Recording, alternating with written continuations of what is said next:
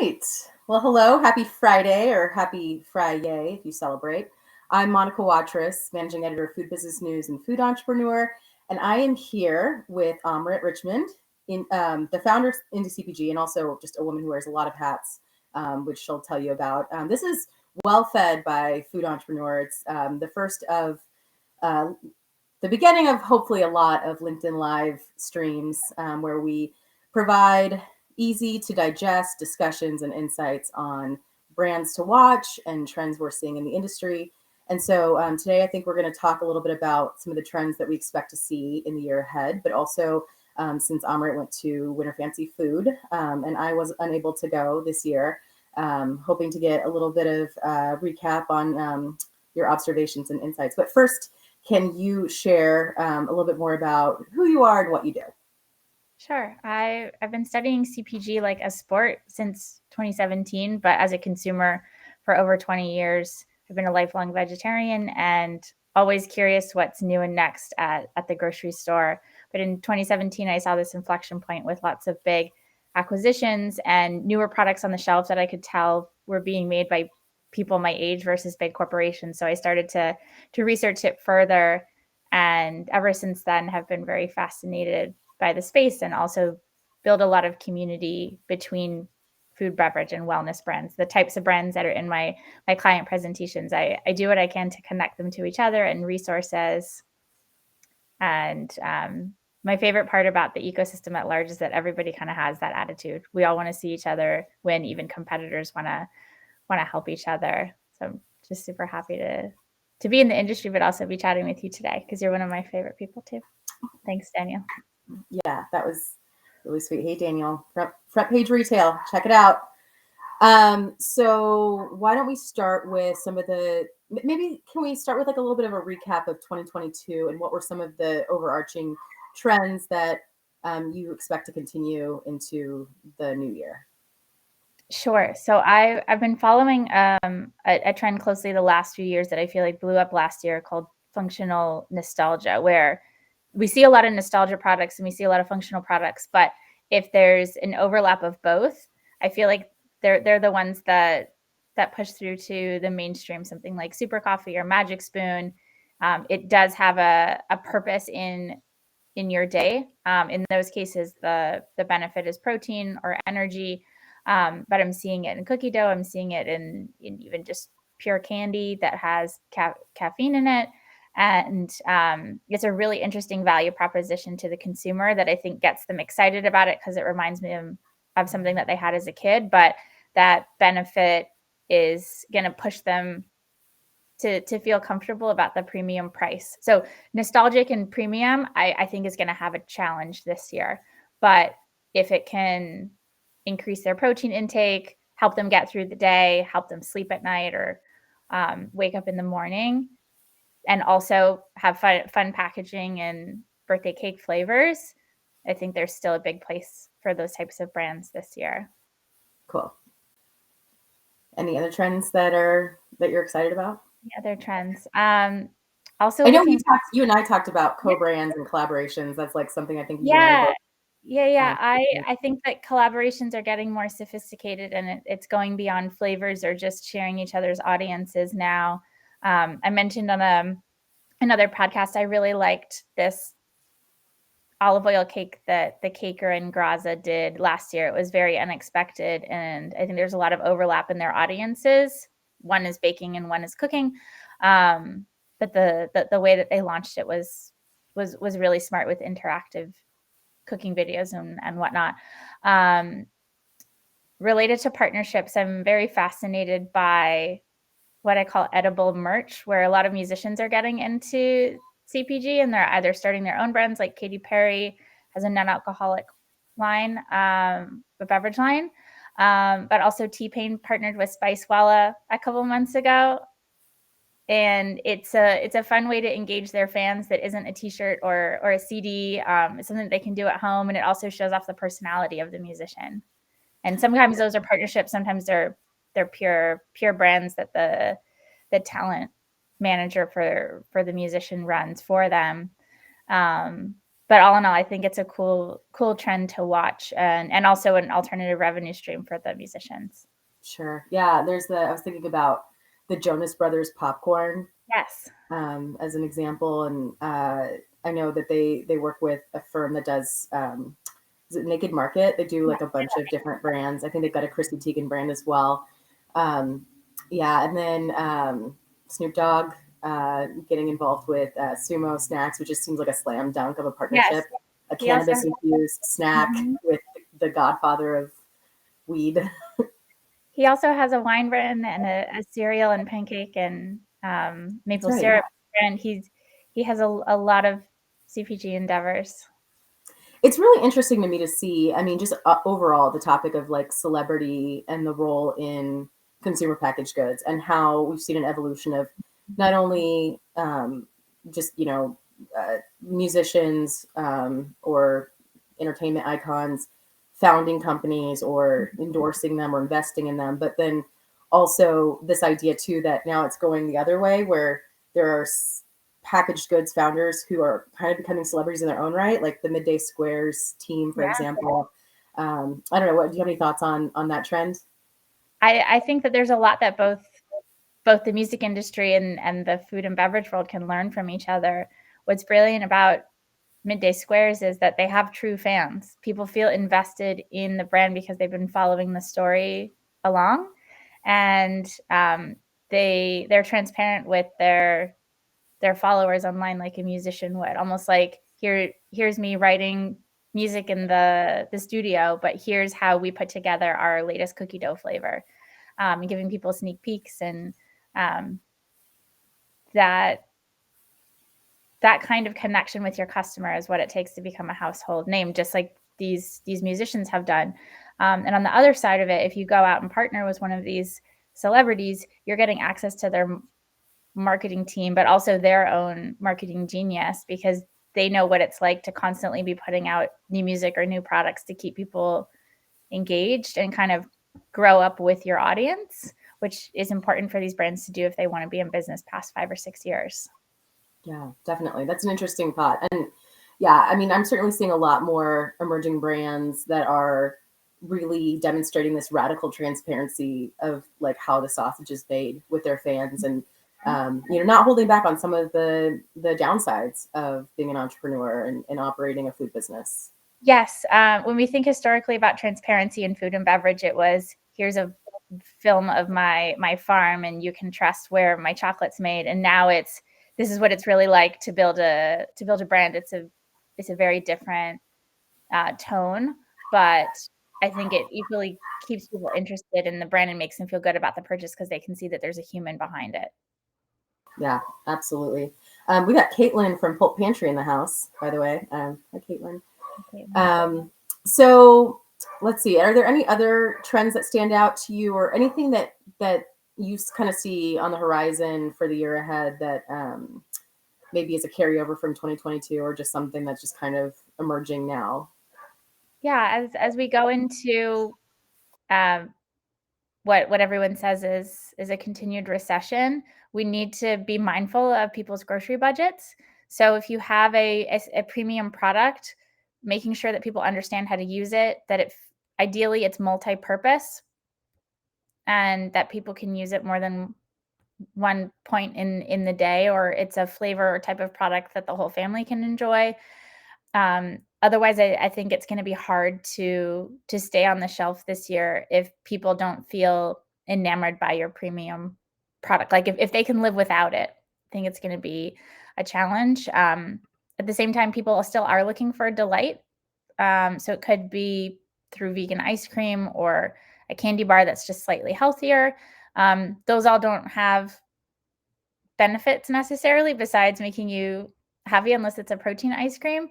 But I think brands really need to think about what moment in the day they fit into somebody's life, and make sure people know how to use it. And also that people just know what it is on the shelf. I think that there's a lot of D2C brands that are rushing into retail now as a kind of to save themselves, and it's really not the way to build a retail strategy. Retail should be a growth engine, not a last resort, and they need to they need to have a really strong plan in place, kind of like attacking new territory versus, well, that battle didn't work, so I'm just going to go fight somebody else. So I hope that people actually don't rush into retail this year, unless it's something that your team is really ready for. Because I'm seeing some people in the industry putting a lot of effort into launching in retail, and it not working out, and then they have to kind of go backwards, and nobody has time or money for that right now. Right. And a lot of these retailers will not give you a second chance if you Right. can't perform, or if you just have Right. kind of a half-hearted strategy for supporting those sales.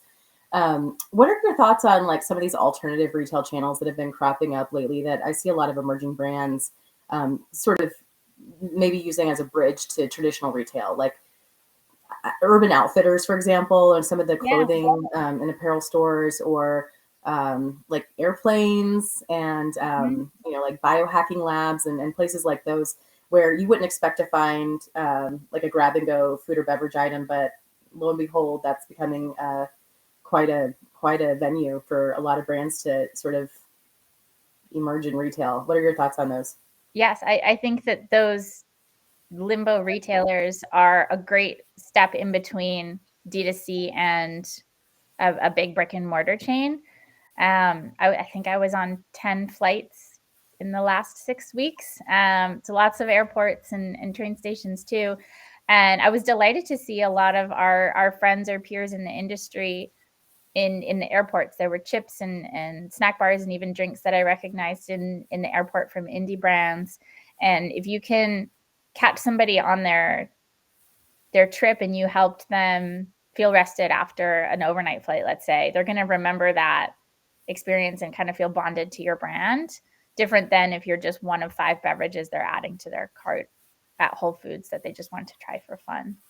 I know that some of those channels have just as much trade spend, if not more, than traditional retail, but there's probably some longer term benefits. There might not be chargebacks, or look into the economics of it to see if it makes sense for your brand. But I'm sure that there's some similarities and some differences. I'm guessing that they pull from a distributor, so there's probably a couple of distributors that work with airports or airlines, and getting involved with them could help set you up for success. And always ask brands in those channels what their experience has been, and don't just assume that it's positive for them. It might be their least revenue generating channel, but there's another benefit, like someone saw it on the plane and then they got investment from that. So again, talk to your peers before launching in any channels this year. That's really good advice. And I think one thing that's kind of interesting about those alternative channels that you also need to really consider is how your product is positioned, and if that is your target customer who happens to shop at that place. Like the example that comes to mind is Alavi, which is a very fitness forward brand. They have collagen bites and superfood cashew butters that are single serve packets, and they recently got into 50 lifetime fitness centers across the country. And that is, if I could think of any brand that's like tailor made for fitness centers, it's that one. It was founded by 2 fitness instructors. If you follow them on social media, they just really live that lifestyle and walk the walk. And so, it seems like a really nice fit for them versus something that may not be as health and wellness oriented. Yes. I know Michelle and the team there, and they know their customers so well. And I know that RX Bar had a similar approach, working with CrossFit gyms and getting feedback from people that they knew once they tried the product that they would want to keep buying it. And any channel that you can get consumer insights from alongside sampling or selling is worth the cost as well. So I know you mentioned one of your favorite collaborations from the past year. Are there any particular brands, either new products that were launched from brands or new brands that launched altogether, that sort of stand out to you when you think about some of the most exciting innovation that you saw last year? Most exciting innovation that I saw, I think a lot of the cool innovation was from collaborations. I'm looking at some right now, like Off Limits cereal partnered with Wilco. Fishwife and Fly by Jing did a very popular collaboration that I think won a Nosh award as well, or was nominated for one. Not so much in the innovation camp, but just really fun partnerships. Also, the Olipop Minions banana cream soda and Lesser Evil partnered with Jurassic Park. I feel like that collaboration didn't get enough attention either. The things like that get me excited, that push the brand into super mainstream audiences. Again, tied to music or entertainment, I think it's a huge untapped area for our industry. Yeah, for sure. So you just returned from Winter Fancy Food. What were some of the patterns that you saw on the show floor? Yeah, I did see a lot of functional nostalgia that we were talking about earlier. So Wonder Monday keto cheesecake bites, where they're individual bites, so they're portion controlled. Power Up Foods makes caffeinated cookies. I think the CEO Irene said it's a similar amount of caffeine to a cup of coffee, which is great if you're on the go. Also great for those places you said, like hotels or airports or those limbo retailers, where someone's really looking for something functional on the go. A couple of products that weren't recent launches, I think they launched last year, Outstanding Cheese Puffs that have 20 grams of protein, and the Catalina Crunch cream cookies or the Cando snack bars. I would put all of those in that functional nostalgia bucket as well. Definitely. Did you get to try the cereal syrup? The cereal syrup? I don't know what that is. Yeah, so I've seen several posts about this product that was at Winter Fancy Food called Syrup, CERUP. And it's a product that you drizzle on a bowl of bland breakfast cereal, and it's kind of meant to jazz it up. I don't know what flavors are available, but I thought that was a really interesting innovation, and definitely plays into the nostalgia factor, and it's kind of novel, but not so much maybe functional. But I was just curious if you saw that product or any other maybe unusual or kind of surprising applications. I didn't see that one. I did see a frozen sushi brand that concerned me at first, but like wondering what the texture was going to be like, but it was actually delicious, and it's all plant-based. I had a tuna poke bowl that was delicious. And it's something that I would definitely buy again. And they're all individually shrink wrapped. You put it in the microwave or in hot water, just let it defrost overnight. But not everybody knows how to make sushi. So I thought that was smart to be able to use it for date night or just an easy meal at home, which I do think is in line with other budget trends that I'm watching this year for consumers, that they're not going to go to restaurants as much because of the cost, and the cost of takeout is sometimes more than just going to the restaurant. On the delivery apps. So anything where people can feel like they're having a slightly elevated meal at home, something that is a little bit difficult to make themselves, but they can just put in the oven or mix in a bowl, including baking mixes, I think we'll have a big year as well. There was another easy meal brand that I liked. They're called Lentiful. They're instant lentils. They're delicious. I saw them launch a couple months ago through their graphic designer. Actually, I was following her and saw the brand. I really like that they're doing sweet and savory options, and that they can be eaten alone, or you could add a piece of salmon to it or tofu. They're very flexible. They're affordable for all of the quality ingredients that are in them, and they're delicious. Shout out to Benjamin Bacon, the founder of that brand. I agree. It's really smart, and I think lentils don't get a lot of love, but it really is a great source of nutritious plant protein, and yeah, the flavor profiles are really interesting. I really like the apple cinnamon breakfast skew. It surprised me, but in a good way. Yes, he was saying that traditionally lentils might take someone 30 minutes to prepare, especially if they don't have any ideas of what to mix with it, and this you can make in a minute or two.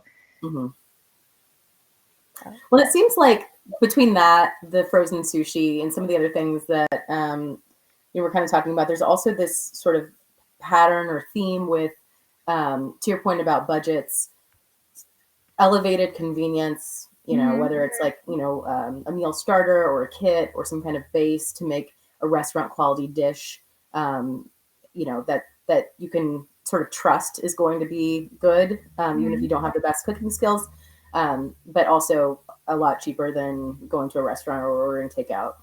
Yes. Another brand that was there at the show that falls in that cooking confidence category is Churn Foods. They're flavored butters created by a chef named Michael in LA. And he wants everyone to feel confident using flavored butters, whether you're putting it on steak or tofu or just vegetables. And he has flavors like cacio e pepe or a miso butter, a pesto butter. It's really all you need if you're making pasta or a protein. And he was, I saw on Instagram, he was doing a test at Costco in LA that went well. So I'm excited to watch his brand as well. Have also been looking closely at chef crafted brands for a pantry report that's coming out soon with a client of mine.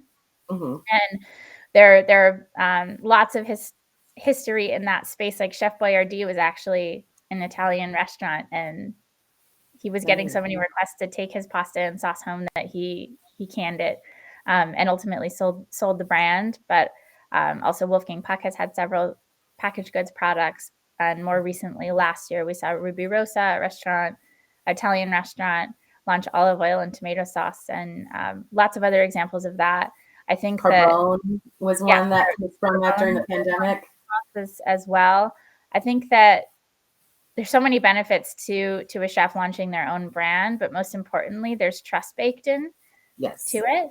And whether it's the sourcing of the ingredients or that it's just going to be a good product and not something picked out of a private label catalog, and also makes consumers feel like they're having a little bit of a restaurant experience at home, especially something like Carbone.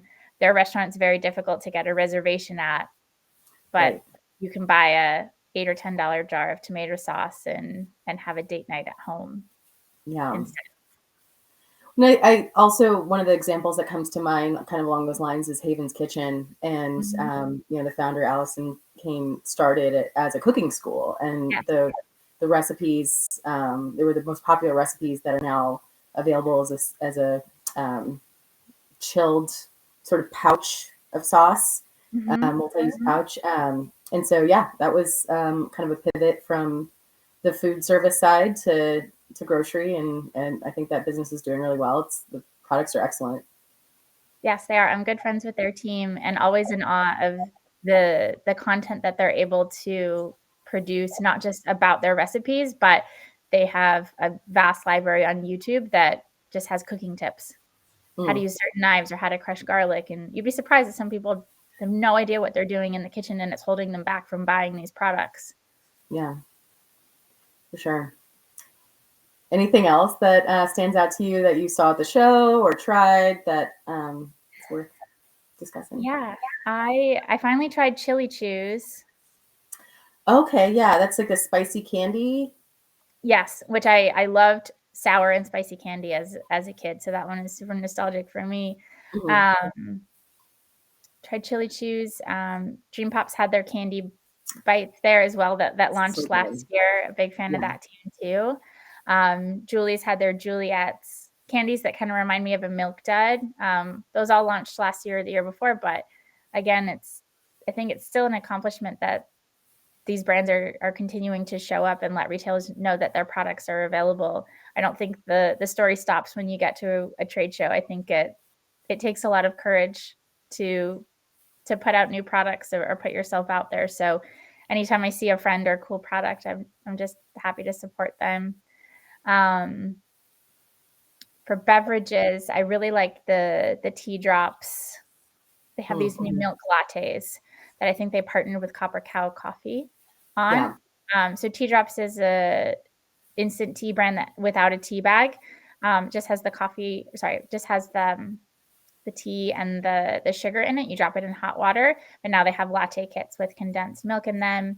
And a newer brand called Cola Goodies was also there, and they have instant lattes as well, but it's more of a powder that you just add hot water to. And with people watching their budgets this year, maybe they're going less to a coffee shop. Mm-hmm. Those premium kind of morning rituals, I think, will have a big year as well, just like they had a big year in 2020 and 2021. There's a lot of parallels to how people shopped then to, I think, how they're going to shop this year, but with more of a budget lens. So in 2020, we cooked at home because it wasn't safe to go to a restaurant, but this year, a lot of people are just going to be priced out of it. And that might be entirely, or that might mean they go to one special restaurant a month and spend $150 with a couple drinks. So those restaurant moments, I think, have to be more special. I was lucky to go to a tasting menu in the last week with a friend, and it was such a special experience to not have to think about what to order and kind of be literally surprised by the chef the whole time. But it kind of felt like art, just waiting to see what was going to be on the plate. And because it was more expensive than a traditional dinner, the pressure is on them to make something that's worth taking a photo of, or kind of feel like an experience. I think there will still be a place for those types of moments and fast casual food, but the restaurants in between, I think, really need to step it up to make something, one, worth getting out of your house for, but two, experiences that you can't make for yourself at home. Sure. Yeah. What are your thoughts on, I know you talked about how products that command a premium are really going to have to be critical, like just people can't live without them in order to keep putting them in their shopping carts. What are your thoughts on like sort of those affordable luxuries that are kind of exclusive or just a little bit more upscale? Like the things that come to mind to me are Lexington Bakes, which is my new favorite brownie and cookie brand. It's really amazing. It's an $11 brownie, but it's worth every penny, I think. But then we talk about like some of those exclusive D2C brands like Last Crumb that has like a super rare cookie drop where you have to be on the list in order to buy it, and they sell out really quickly. I know you were at Nosh Live last month, and there was that discussion with Candace Nelson of Sprinkles talking about the recession and how people still wanted a $3 cupcake, even, in 2008, 2009, when people were really on hard times, because that's what they could afford to bring them a little moment of peace versus a new car or a tropical vacation. So do you kind of see there being room or opportunities for brands that are sort of positioned as those every once in a while, but still a little bit more higher priced, again, affordable luxuries? Absolutely. It reminds me of the lipstick effect in the beauty industry. When women are on a budget, we'll still prioritize that $15 to $30 beauty product if it gives us confidence, or if it's just something we're buying for ourselves. Maybe it's a perfume or even a candle that's premium, but you can burn it for 40 hours. That's a lot of time. That's like $1 an hour if it's a really nice candle. And I think that's worth it for the experience that you get from it. In the case of Lexington Bakes and Last Crumb, I like that you can buy a box for yourself, and it's something you can share. They're all individually wrapped. More power to you if you can eat the whole box, but I'm hoping that people do share them, even if it's just sharing it with someone else in their house. And little gifts like that are also a nice way to help your friends or family or boyfriend get through all this other stress that's surrounding us around the recession. It's not fun to go to the grocery store and have to watch what you're spending. It's very stressful on these consumers. So they are going to seek out those moments where they say, like, you know what, I'm not going to make the brownies myself, or I deserve a treat because I had a good week at work. I deserve this $11 brownie, just like they think that they deserve the new lipstick. And like you said, it's much cheaper than a vacation. It's definitely cheaper than going out to a restaurant or a movie, and it is something that they can share. And I do think it taps into the nostalgia topic that we were talking about before. If you eat a brownie that tastes like something you had when you were 12 and close your eyes, that is a calm, silent moment that you have for 5 or 10 minutes versus the protein snack bar that might remind you of a flavor of something you had as a kid, but you're not going to get emotional about it like you would a cookie or a brownie. Sure. Because that's more for that, that's protein related. That's kind of helping you get through the afternoon. It's still equally important, but I think what both of those companies, Last Crumb and Lexington Bakes, are doing well is that they're almost giving adults permission to just be themselves.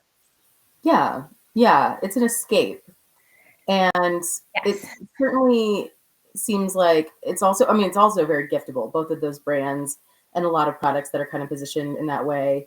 There's like an unboxing experience. It's very just appealing and pretty to look at.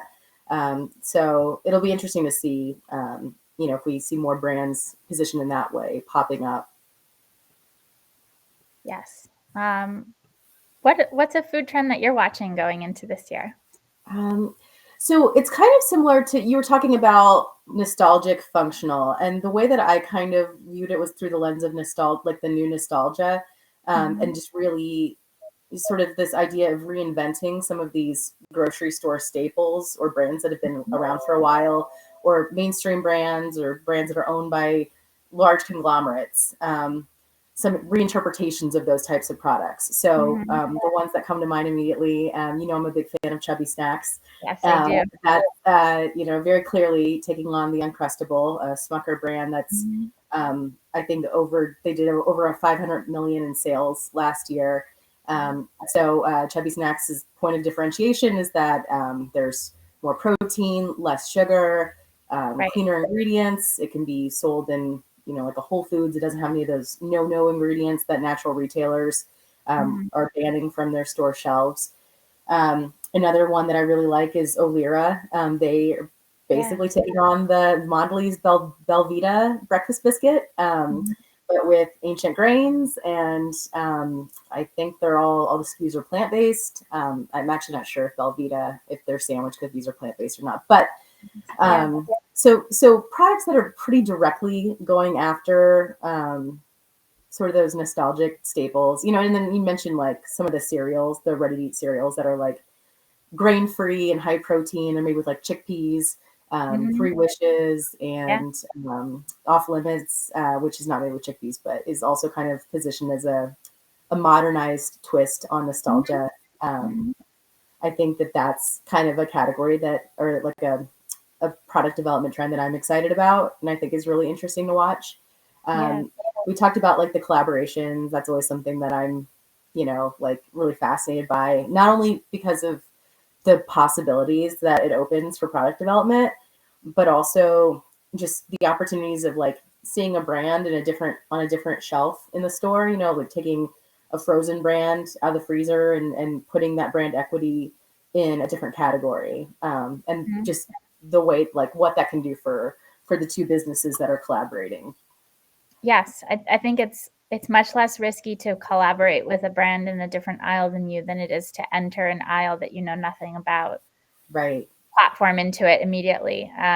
Collaborating is a great way to test product ideas for both sides. And I don't know if I've ever seen a collaboration that turned into a permanent product for both brands, but maybe there'd be a way for one brand to make it permanent and then give the other brand a royalty or something if they were using their spread or their sugar or something like that.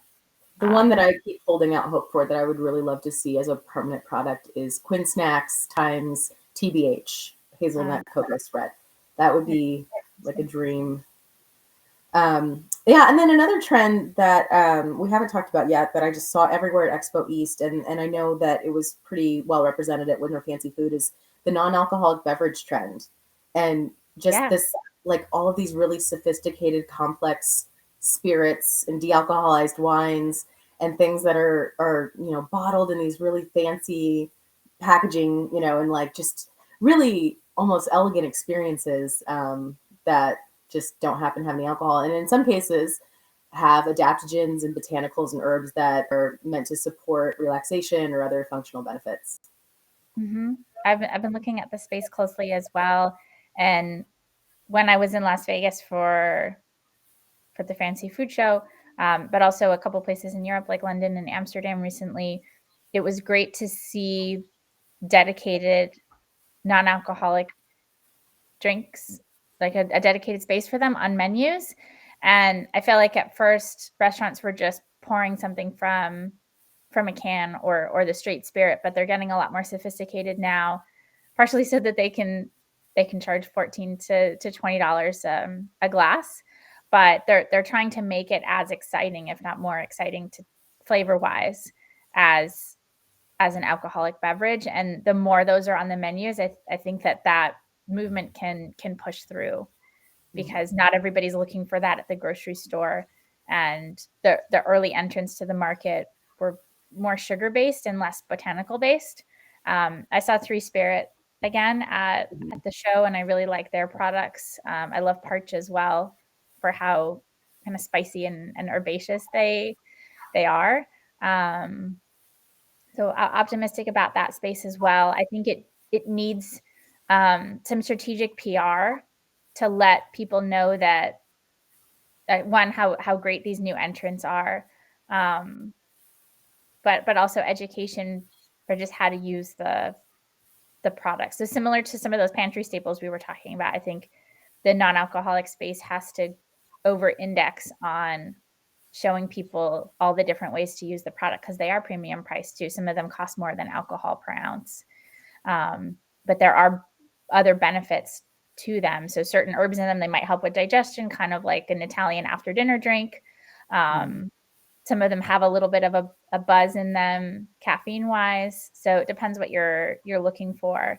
I would love to see like a choose your own adventure quiz or app for that space, to help a consumer that's curious about it kind of find what they're looking for. Like, if you like X, Y, and Z alcohol or hard seltzers, you should try these brands. Yeah, for sure. And that's something that I was even thinking about at Expo East. Like the Katy Perry brand that you mentioned, Dessois.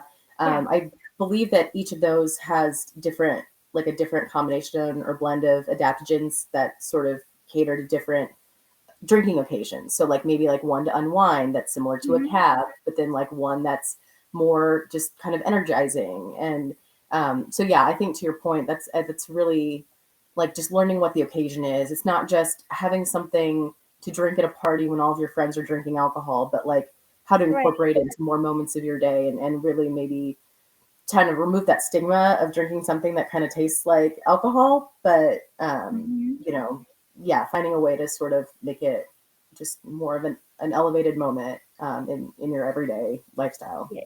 Yes, and similar to what we were talking about with the elevated cookies and brownies, the non-alcoholic space needs to make sure that consumers understand that it's okay to drink these things by yourself, because there is a stigma to having a glass of wine or a cocktail at home by yourself. So there's a lot of opportunity there to push through to new audiences. But I think the space has come a long way to see it at big hotel restaurants. Mm-hmm. I would love to see it on airlines also, like a really great herbal tonic in a can on an airline would be a dream. Oh, definitely. Yeah.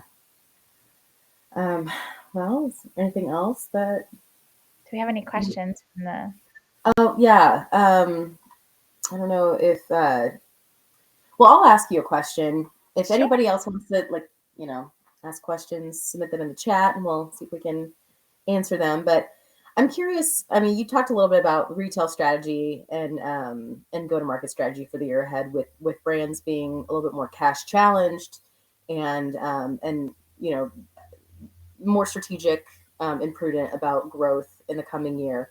as well as, innovation and like this idea of being a little bit more measured with your innovation and not just blasting out new products all the time, just because there's a new trade show.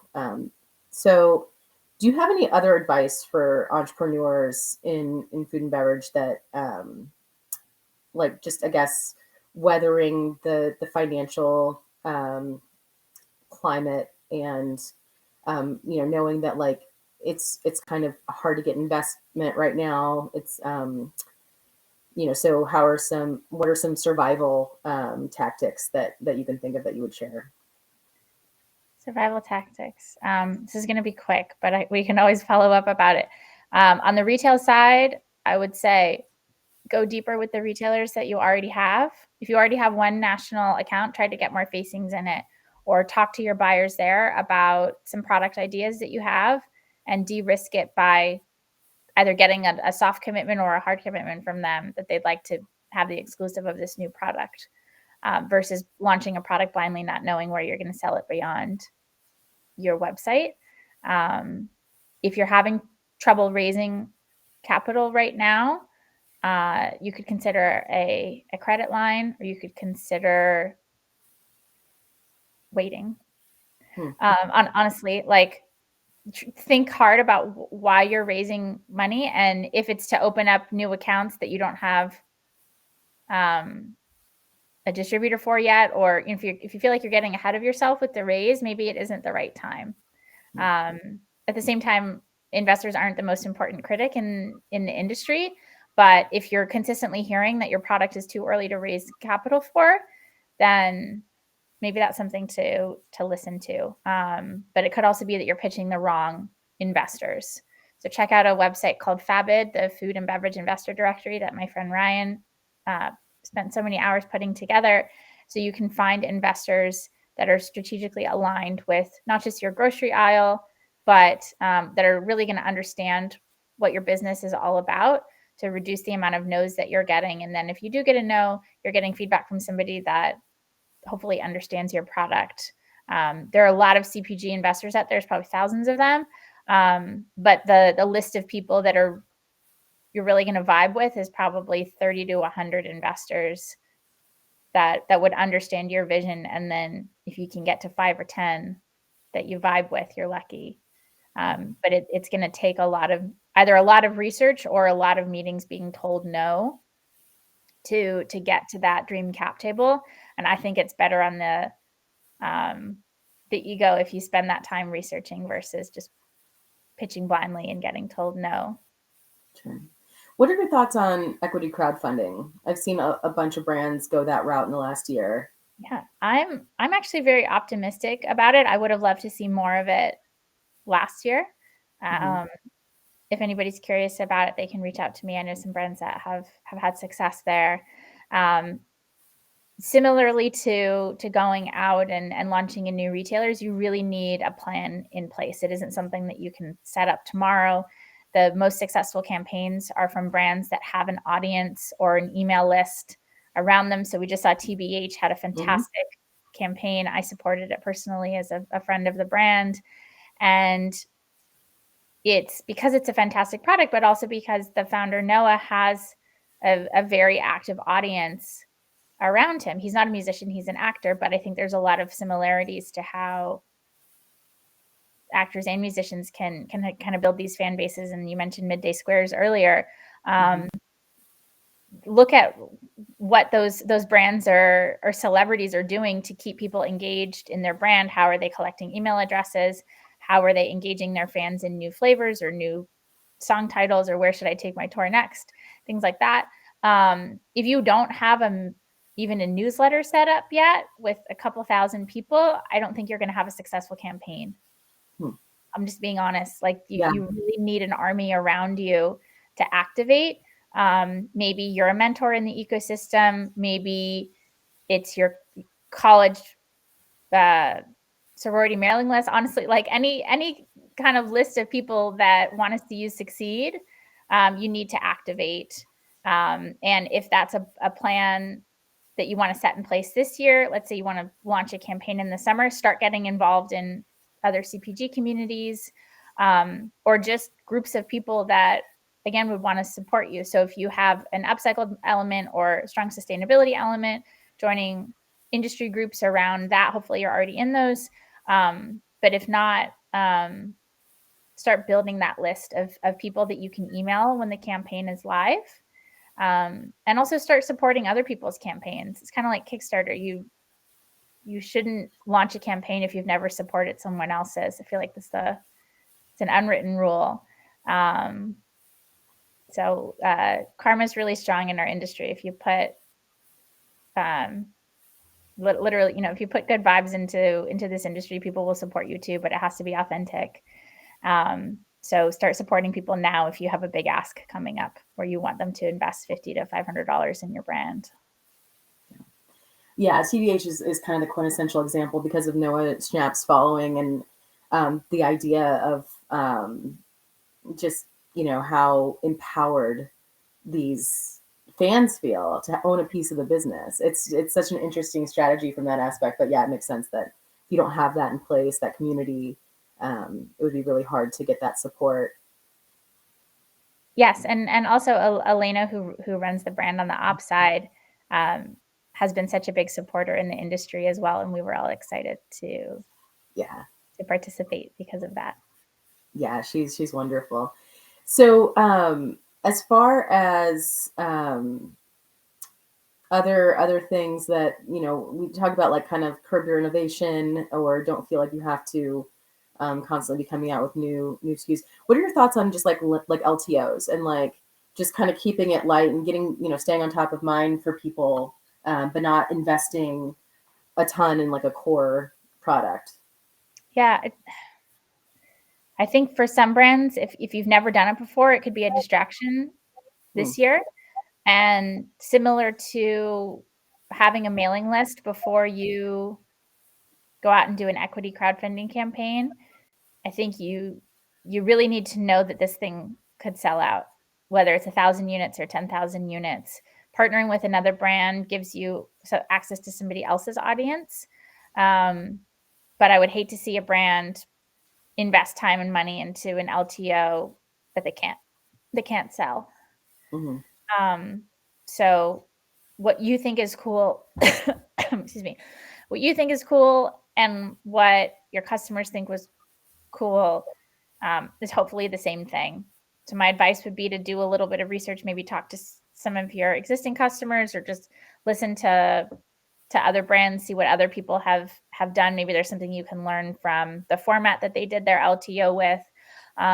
Ask around. Maybe there's a flavor that you can get at a discount because someone else has too much of vanilla or matcha or something, which is kind of like a collaboration, but might not be co-branded.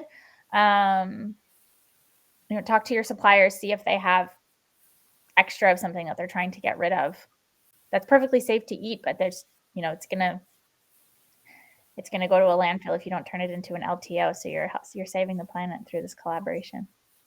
Yeah, that's interesting. I never thought about like upcycling in that way. Yeah.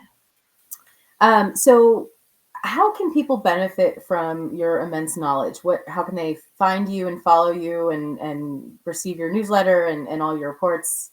Yeah, all of our content's on indiecpg.com. At the top, there's a couple of tabs like content, collaborations, community, I think. And we launched in 2019, put out a ton of resources since then around retail fundraising, challenges that brands are facing. We love celebrating new products and partnerships and funding and acquisitions as well. But this year, I'm really hoping that more of our content can be about helping brands stay in business. So if anybody has ideas for a resource that would help your brand or other brands in the space around retaining customers or continuing fundraising, let me know and I'd be happy to chat. Cool. And then on Instagram, you're always highlighting in your stories some of the new product launches or new distribution news from a lot of brands in the network. I think that's a really valuable resource just in terms of keeping on top of what the latest is with emerging food and beverage brands. Yeah, I spend a couple hours of Instagram on a day. I'm lucky that I can call that work. But if you're launching something new and you don't think I know about it, feel free to send me a DM or an email. I'm super friendly. Just reach out. Yeah. Cool. Anything else you want to? Are you going to do like a Expo West guide to the brands at the show? That was super helpful last year. I loved having that as a resource. Yes, for Expo East, we did a literal menu so that you could find the breakfast foods and the coffee and a balanced meal, and have lots of fun stuff planned for Expo West that everyone will see soon. Amazing. Looking forward to that. Well, I really appreciate your time and insights and wisdom. And I know that anybody who's tuned in has benefited from something that you've said. So thank you so much for being part of this. And I'm looking forward to seeing you at Expo West. You too. See you then. Thanks. Bye.